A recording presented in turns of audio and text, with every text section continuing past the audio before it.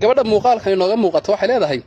waxaan ku madax adkaan jiray bay leedahay ninkayga maadaama lacagta aan weydiiso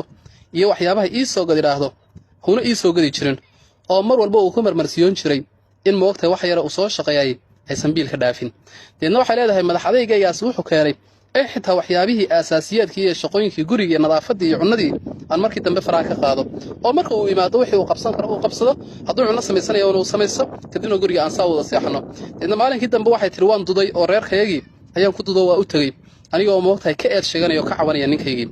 walaalkayoo marka guriga jooga ayaa wuxuu igu soo qanciyay inuu bari iman doono hawshoodana uu geli doono saasna marka aan gurigii ugu soo noqday maalinkii dambe deedna waxay leedahay maalinkii dambe ayuu walaalkay gurigii yimiday anigoo oo ka sugayay in gartayada la galo ayaa walaalkay waxay weydiiyay bay tiri hal su'aal marka ninkaygina waa maqan yahay shaqadii uu ku maqan yahay waxay weydiiyay bay tiri ninkaagu waxa uu ka shaqeeyo ma taqaanaa waxaan ku yidhi bay tiri haayo shirkad weyn buu u shaqeeyaa wuxuu igu yidhi bay tiri shirkadda waxa uu ka qabto ma taqaanaa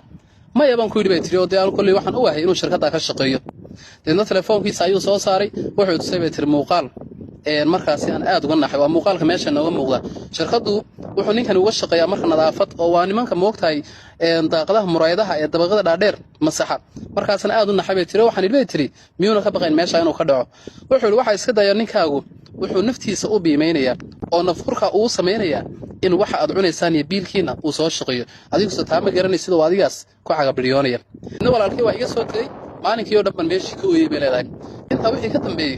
waxaan ku ducaysan jiray bay tiri inuu ilaahay ii soo celiyo isagoo oo moogtahay nooloo nabad qaba oo bad qaba waxaan sugi waayi jiray bay tiri garaaca albaabka uu ka soo garaacayo ayaa moogtahay wax weyn oo qaaliya ii noqday waa haweenaydii moogtahay xitaa gaadhay inaysan cunnada ninkayga u karin